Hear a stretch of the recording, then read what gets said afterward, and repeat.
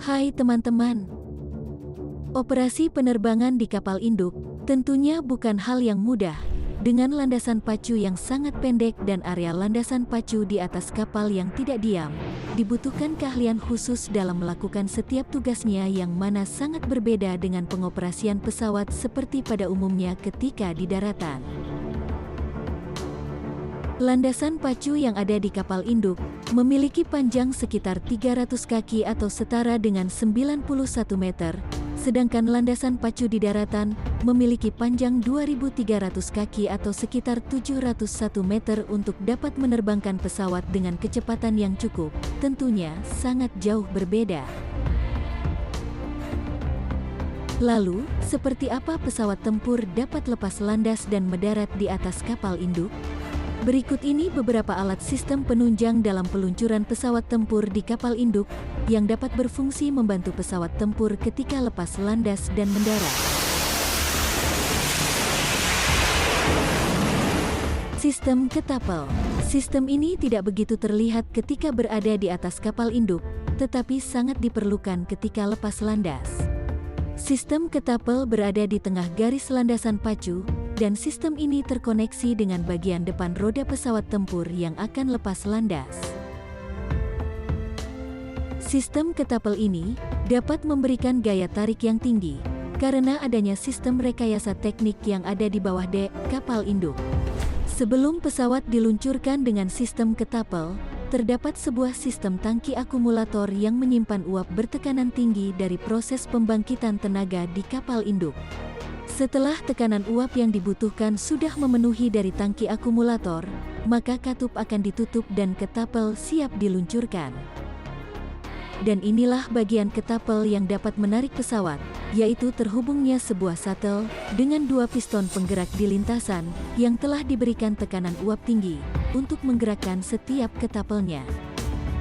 Untuk proses lepas landas, pesawat diposisikan di bagian belakang ketapel dan mengkaitkan tow bar di slot roda depan pesawat.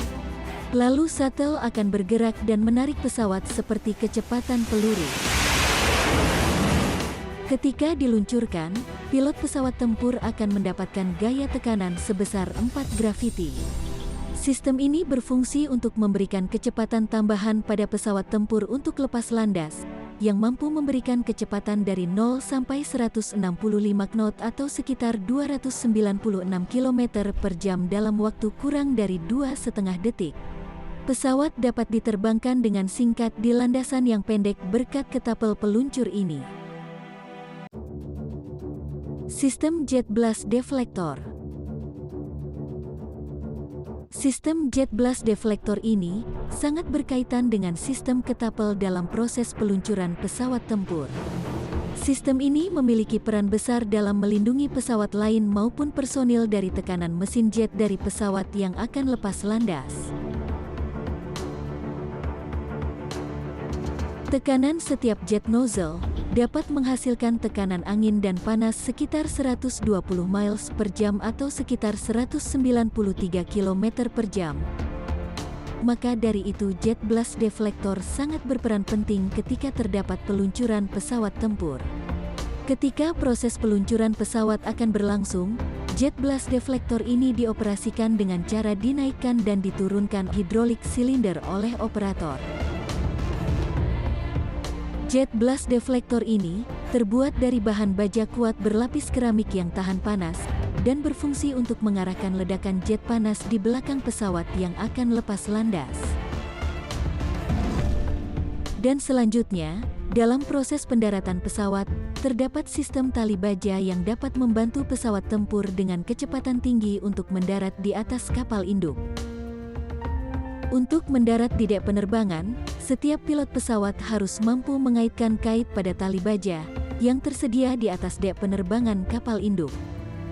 Terdapat 4 tali baja yang berjarak 15 meter antar tali yang dapat memberikan kesempatan lebih bagi pilot dalam mendaratkan pesawat tempur. Setiap pesawat telah terpasang sebuah hook atau kait yang berada di belakang bagian bawah pesawat, yang berfungsi untuk mengaitkan pesawat dengan tali baja ketika mendarat. Tali baja ini terbentang di atas dek, yang dikaitkan ujungnya dengan sistem silinder hidrolik yang berada di bawah dek kapal induk. Tali baja ini difungsikan untuk memperlambat kecepatan pesawat ketika mendarat. Dengan mengaitkan kawat baja dengan hook tersebut, pesawat mampu memperlambat kecepatan hingga 150 mil per jam dalam waktu yang singkat. Namun ketika pesawat menyentuh landasan pacu, pilot akan menambah kecepatan pesawat mencapai kekuatan penuh. Hal ini dilakukan karena seorang pilot mengantisipasi jika kait atau hook pendaratan tidak menangkap tali baja. Lalu yang diharapkan, pesawat harus segera lepas landas lagi dengan dorongan tenaga kecepatan tinggi tersebut. Tidak hanya sistem penunjang penerbangan saja yang berada di atas dek kapal, tetapi juga terdapat awak kapal yang disiapkan untuk menunjang berbagai keadaan emergensi di area penerbangan.